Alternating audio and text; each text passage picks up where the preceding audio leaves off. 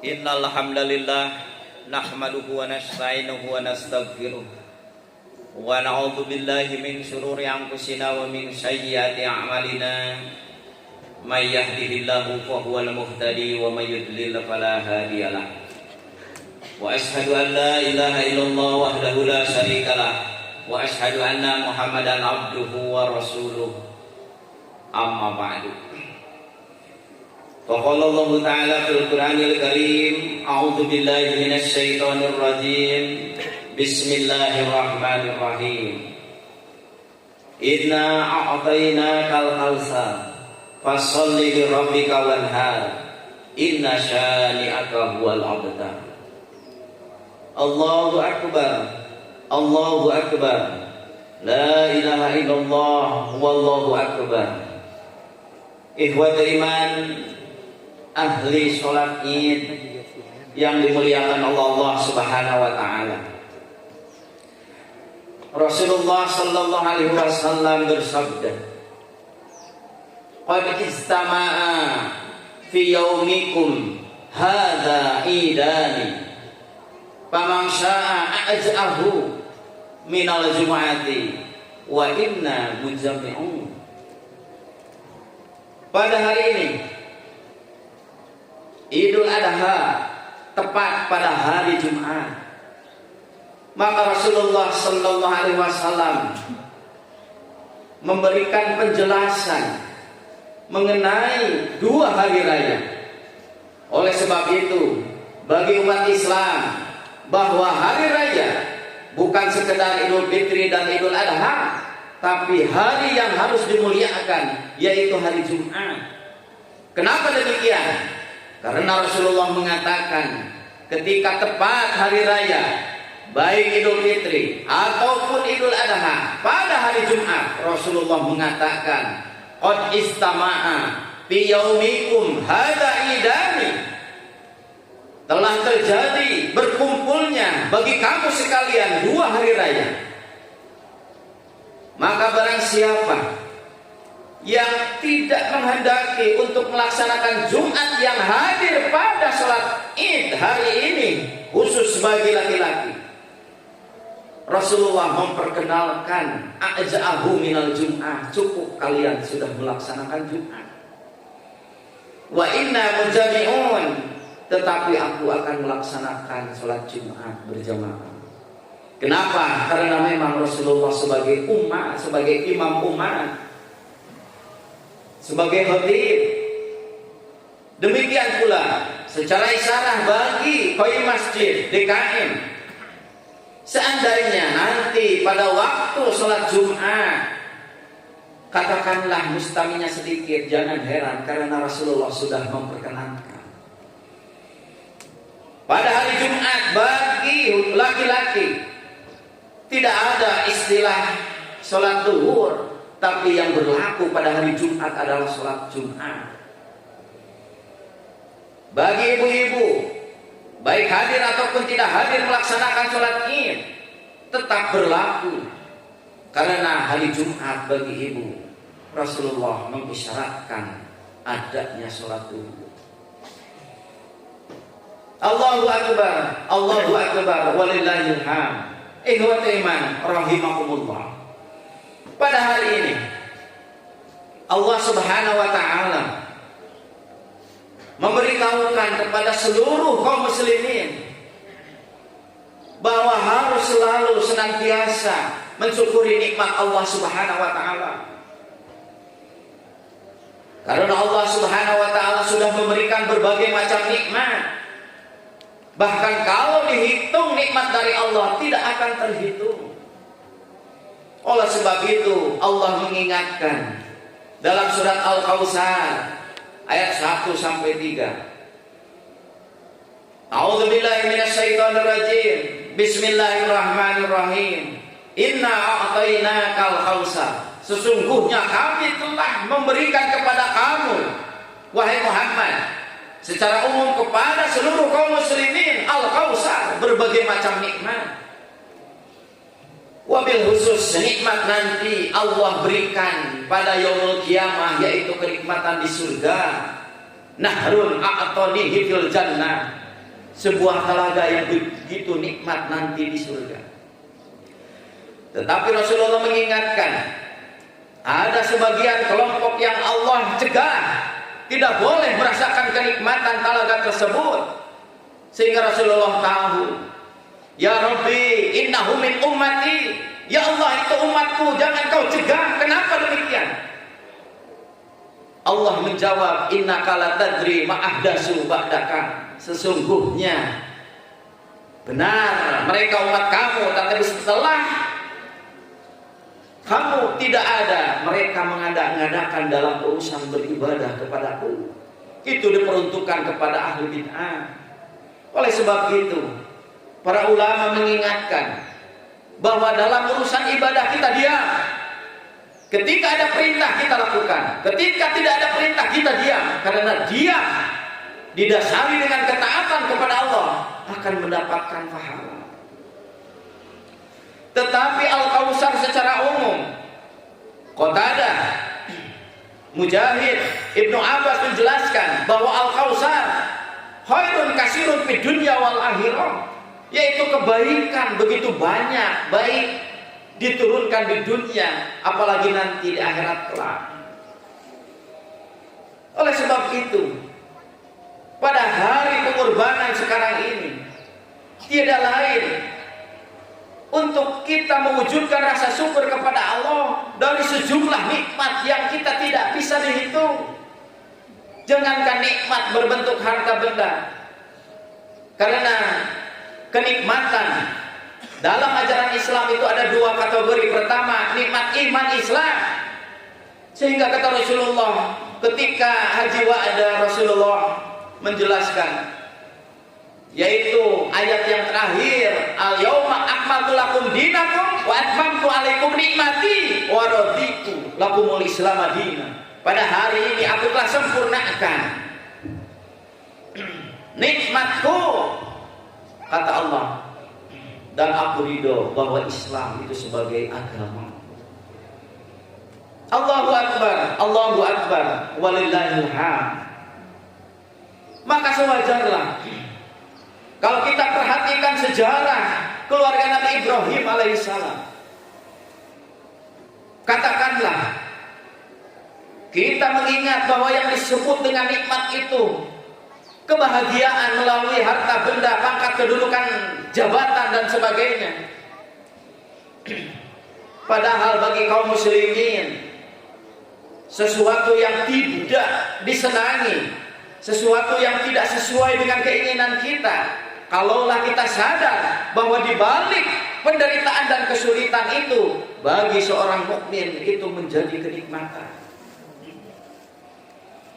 Bahkan seorang ulama saja kita paham, tahu, bahkan termasuk ulama besar Profesor Hamka mengatakan sengsara membawa nikmat, bisa terjadi seperti itu. Oleh sebab itu Allah tegaskan kembali, inna a'tainakal kautsar, sesungguhnya kami telah memberikan berbagai macam nikmat. Hitunglah nikmat yang Allah berikan, jangan berbentuk harta benda. Selain nikmat iman Islam, yaitu nikmat apa? Nikmat jiwa raga, kesenangan hidup di dalam badan kita, mulai dari ujung rambut sampai dampal sampean. Barangkali kita sulit untuk menghitung nikmat Allah. Kita tidak tahu tumbuhnya rambut, kita tidak bisa merubah rambut, kita tidak bisa mengatur kedipan mata, kita tidak bisa mengatur bagaimana nikmatnya menghirup udara segar, kita tidak bisa menghitung bagaimana nikmatnya bicara, kita tidak bisa menghitung bagaimana bisa menggerakkan tangan kaki. Seandainya Allah cabut nikmat sedikit saja dari mata, misalkan kedipannya serahkan kepada kalian, barangkali sulit. Ketika Allah cabut sedikit saja kenikmatan di dalam lisan, di peparinan panjang baru suh esok ayeuna, meskipun disodorkan berbagai macam kenikmatan daging, kurban dan sebagainya, tetap saja akan terasa bagaimana itu mahalnya nikmat dari Allah. Oleh sebab itu, marilah dalam momen yang besar ini, mari kita ungkapkan rasa syukur kepada Allah Subhanahu wa taala. Dengan apa? Mari diawali dengan asyukru bil qalbi. Kemudian yang kedua asyukru bil lisan. Ketiga asyukru bil jawari. Karena keistimewaan dari hamba yang bersyukur kepada Allah. Pertama, dalam surat Luqman ayat 12, wa may yashkur fa inna ma yashkuru nafsi. Barang siapa yang bersyukur kepadaku, maka syukur itu akan dirasakan oleh dirinya sendiri, bukan orang lain. Seandainya sedunia tidak bersyukur, tidak akan mengurangi derajat kekuasaan Allah. Sedunia semuanya bersyukur, tidak akan menambah kekuasaan, kedudukan, kemuliaan Allah. Karena syukur bagi dirinya sendiri, kata Allah. Itulah keistimewaan bagi hamba yang bersyukur. Kemudian yang kedua, kenikmatan, keistimewaan dari hamba yang bersyukur itu, la in syakartum la azidannakum, dalam surat Ibrahim ayat 7. Allah berikan keinginannya, baik keinginan di dunia apalagi nanti di akhirat. Seandainya di dunia tidak terpenuhi, Allah jamin nanti di akhirat bagi hamba-hamba yang bersyukur. Kemudian keistimewaan bagi hamba yang bersyukur, selain untuk dirinya, selain ditambah rezekinya, Allah hindarkan dari berbagai macam bahaya, musibah dan sebagainya. Dalam surat An-Nisa ayat 147, ma yaf'alullahu bi adzabikum in syakartum wa amantum wa kana Allahu syakirun alim. Tidak mungkin Allah menurunkan azab kepada saya, kepada bapak, kepada ibu, in syakartum, jika mereka, kamu sekalian betul-betul bersyukur. Wa kana Allahu syakirun alim, dan Allah itu maha menerima syukur dan maha mengetahui. Siapapun orangnya yang mendermakan, dilandasi dengan ketaatan kepada Allah, sekecil apapun itu wujud dari ketaatan kepada Allah, itu bukti syukur kepada Allah Subhanahu wa taala.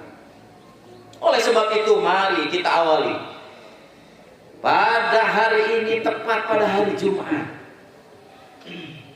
Allah perkenankan rukhsah bagi mereka, lakukanlah, silakan. Sudah cukup bagi mereka yang sudah melaksanakan salat Id untuk tidak melaksanakan salat Jumat. Itu merupakan keistimewaan dari Allah Subhanahu wa taala. Marilah kita bersyukur. Awali dengan asyukru bil qalbi, bersyukur dengan hati. Apa wujudnya? Qasdul khair wa idmaruhu li kafatil khalqi.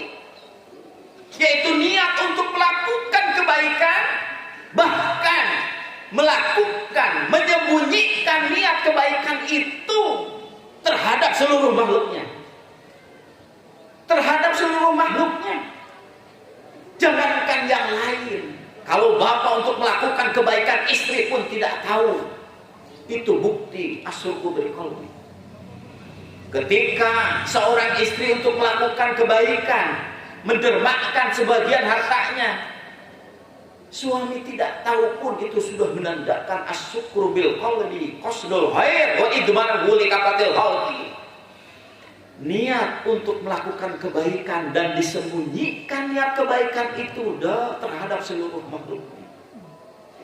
Kenapa demikian para ulama?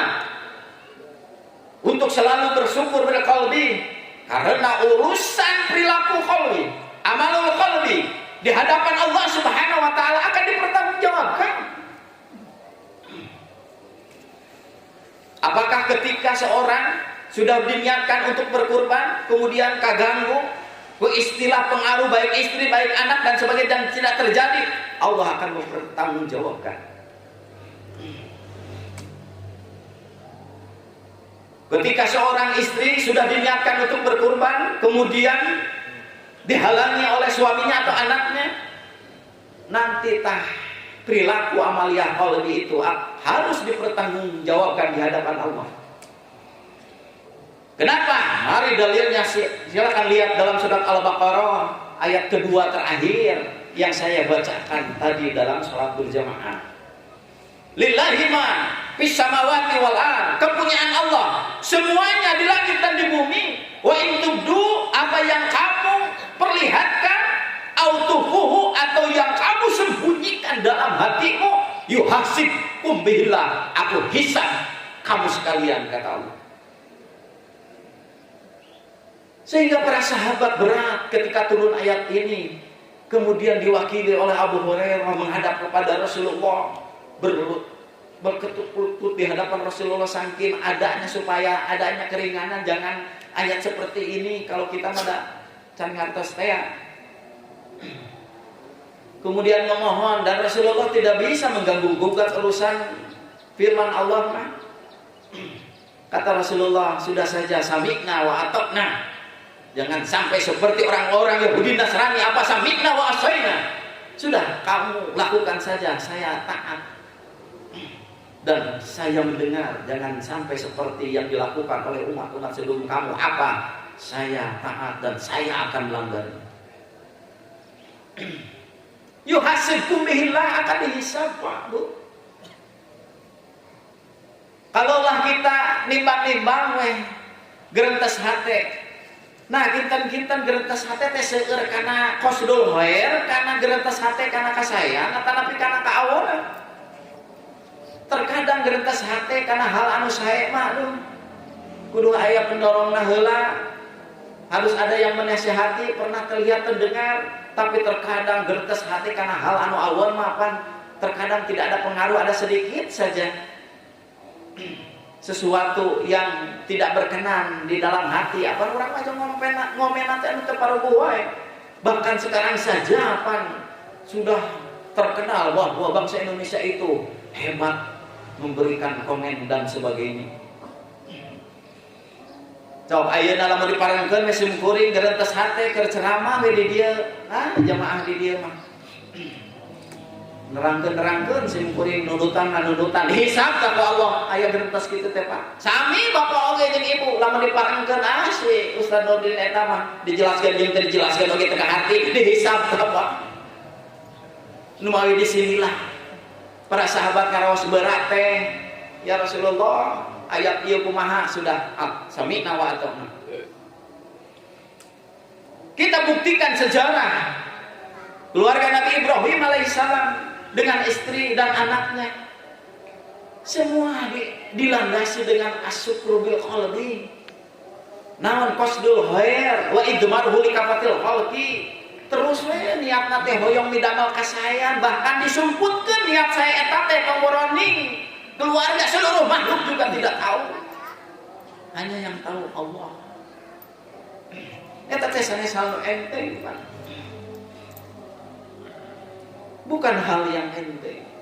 Oleh sebab itu, ketika kejadian seperti itu, kemudian Allah jawab keresahan seperti itu.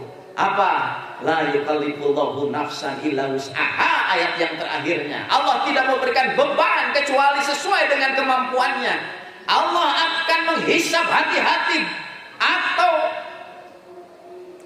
perkataan, pembicaraan dalam hatimu, tapi akan disesuaikan dengan kemampuannya. Sehingga Rasulullah SAW menegaskan, innallaha tajawajali an ummati ma haddasat bihi anfusuha ma lam tatakallam au ta'mal. Baru para sahabat plong urang oge jabu naon plong teh nya kata Allah, kata Rasul, bahwa sesungguhnya Allah Subhanahu wa taala akan menyiapkan ampunannya kepadaku dan kepada umatku sesuatu yang dibicarakan, digerenteskeun dina hate selama tidak diucapkan dan diamalkan. Tuh.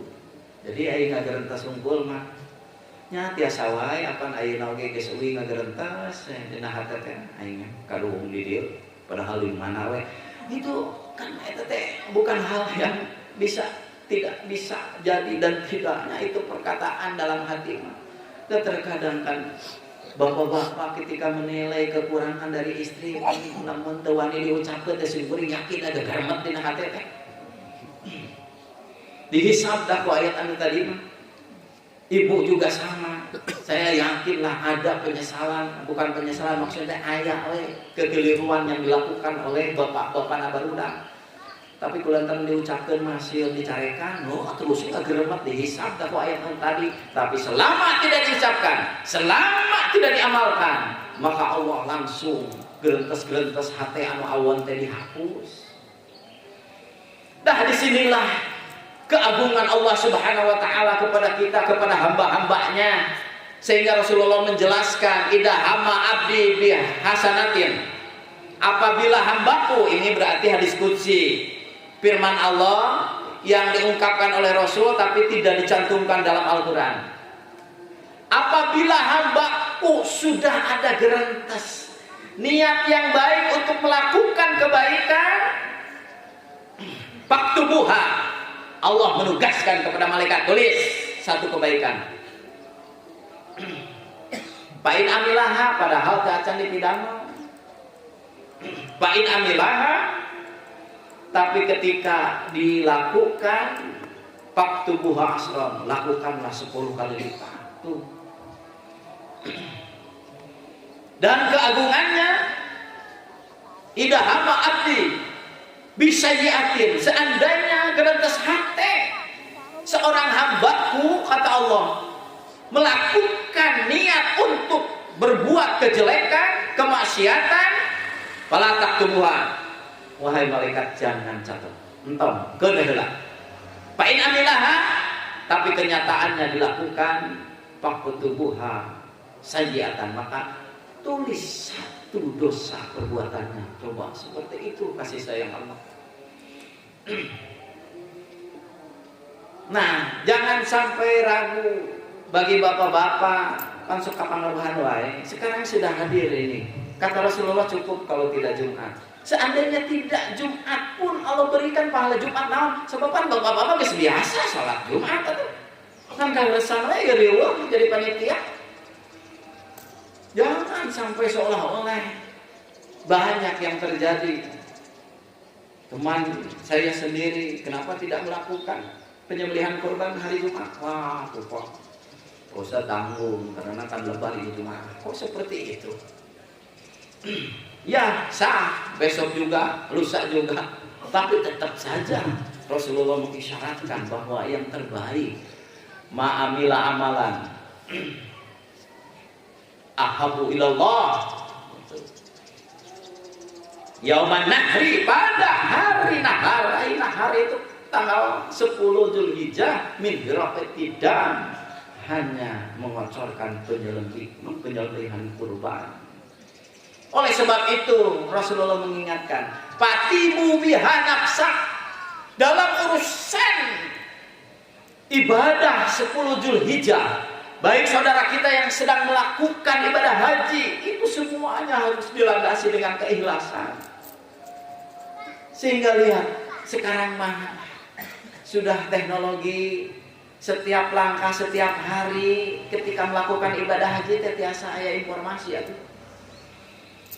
Informasi ke keluarga, aduh ayeuna ieu karasan diuji ku Allah teh naon sakilo satengah ka Masjidil Haram teh. Kalau tidak dilandasi dengan keikhlasan, kemudian ketika sampai di sana, jangankan ke Mekah, di Jeddah saja sudah berpisah antara suami dan istrinya. Karena sistem sekarang kalau tidak dilandasi dengan keikhlasan, rusak ibadah haji.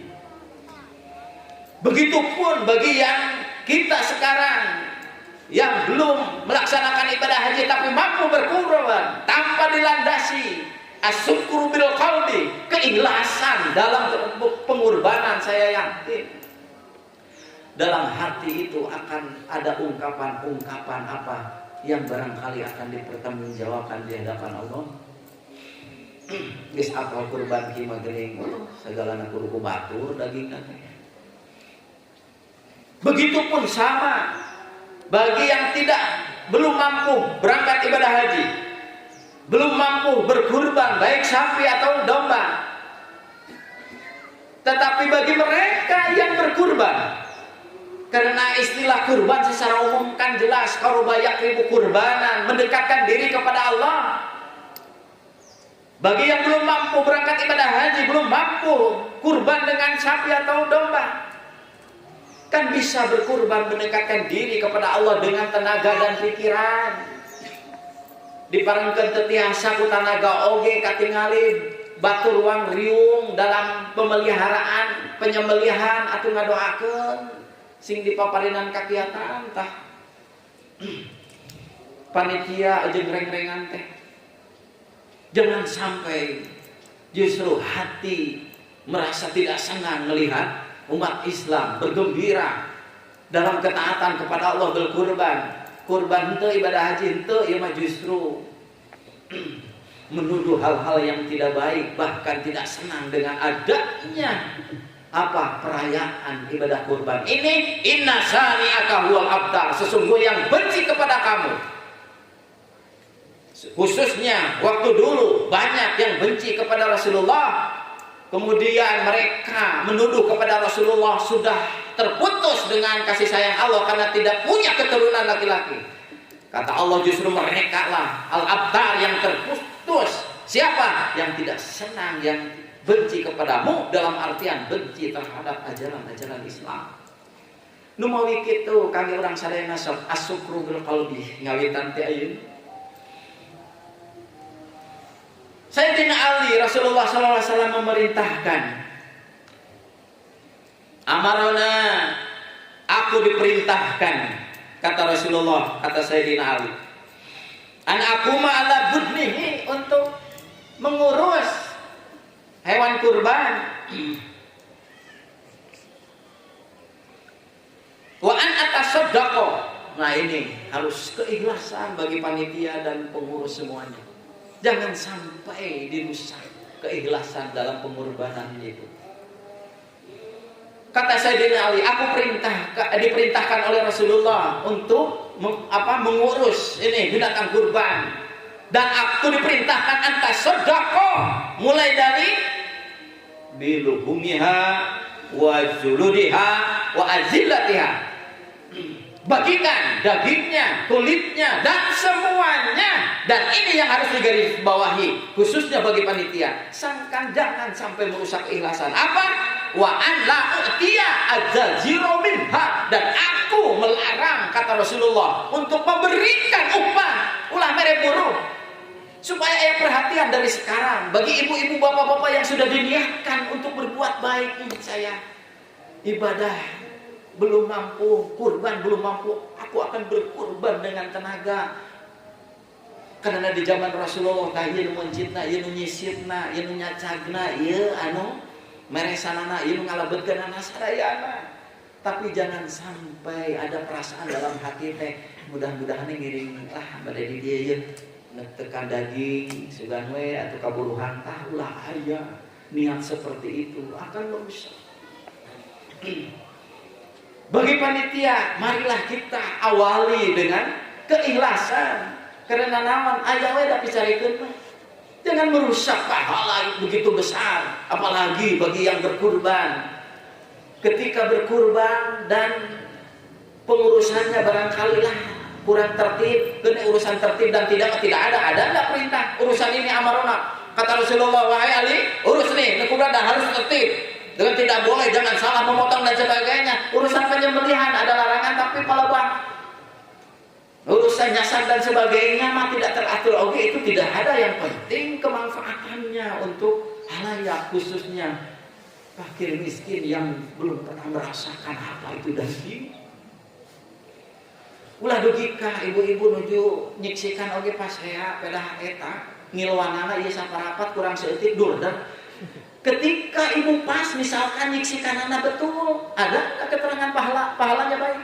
Tidak, dalam urusan itu masalah keikhlasan. Panitia juga begitu, apalagi yang kurban. Jangan sampai merasakan lah kurban dirinya mah terbalik. Jangan seperti itu. Karena ketika sahabat mengatakan ya Rasulullah, ma'adahiyu, apa yang disebut dengan pengorbanan itu? Sunnatu abikum Ibrahim. Sunnah itu tapak lacak gitu tah. Langkah-langkah bapak kamu Nabi Ibrahim alaihissalam. Malana minha, Apa yang aku dapatkan kalau seandainya aku bisa berkurban dengan sapi atau domba? Fi kulli sa'ratin hasanatu. Setiap hewan yang kau kurbankan, bulu-bulunya itu, kulitnya itu menjadi kebaikan. Tapi terkadang sahabat ada ingin pahala bagus, nah kita kalau optimis. Pas saum apakah rambutnya, kulitnya juga menjadi kebaikan? Setiap bulu yang ada dalam kulit yang kau kurbankan dalam hewan itu jadi kebaikan. Ayat itu biasa nilang bulu sapi, bulu domba mal ayah saking teka etangga pahalana, tapi jangan dirusak pati bumi nafsa, kata Rasulullah. Ikhlaskan kamu sekalian jiwa-jiwa kamu teh. Anu ibadah haji saya yakin tah menuju wis ikhlas asyukur bi qalbi. Anu berkurban 4 juta 7 juta setengah teh bari lamun ku perasaan jeung ku pikiran mah apa terus saya naon jeung jang batur hungkul teh. Tapi ketika keikhlasan Nabi Ibrahim alaihissalam bukan sekedar harta, tapi anaknya yang mencek urang makan akan deden. Bagaimana pelaksanaan keikhlasannya ketika Allah menempatkan seorang ibu? Makan dititipkan ku suami, ibu mapan bu, saya mau ada proyek dan sebagainya sabulan tah ieu 100 juta sagalana eta mah kacumpuan. Mual ayah sendiri, coba ayah nama ayah coba Ibu Hajar sama bayi Ismail ditempatkan di tempat jangankan makhluk, tumbuh-tumbuhan saja terjadi di dunia. Tapi ketika pertanyaan dan dijawab oleh Nabi Ibrahim, apakah ini ditempatkan di sini merupakan perintah Allah? Iya.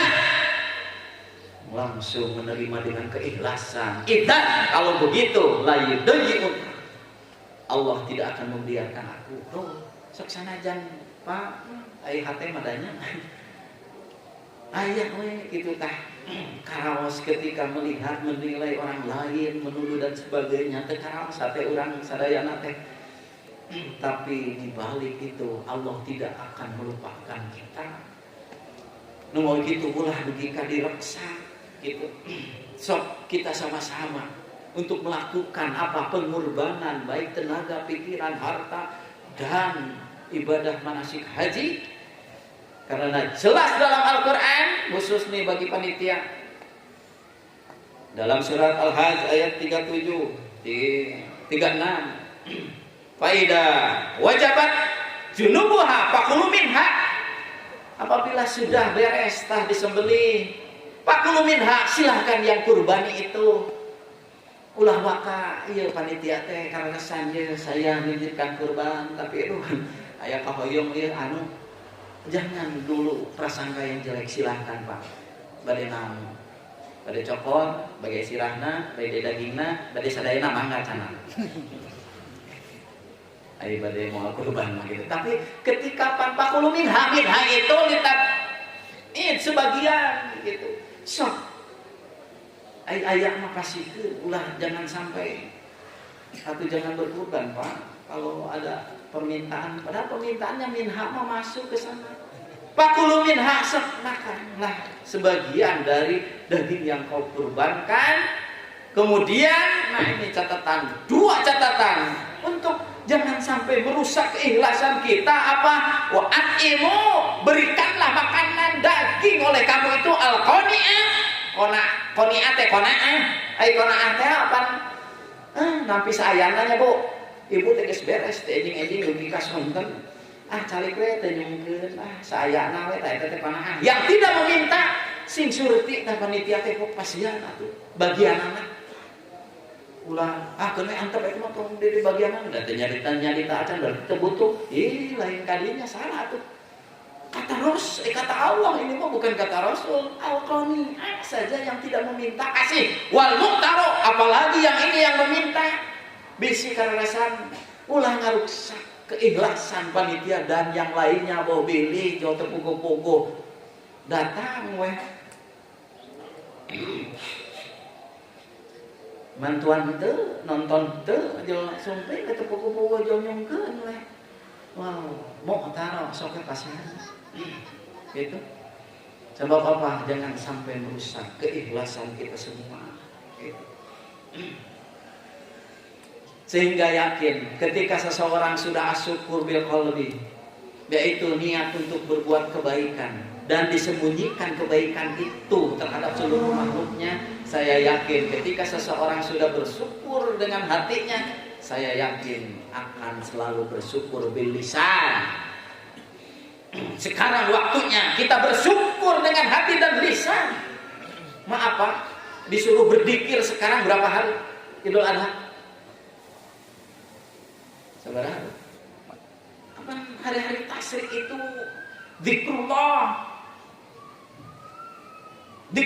kasiron, banyak terus, yang cuman Rasulullah prakteknya tidak memberikan contoh. Selalu kamu selalu kamu ingat kepada Allah.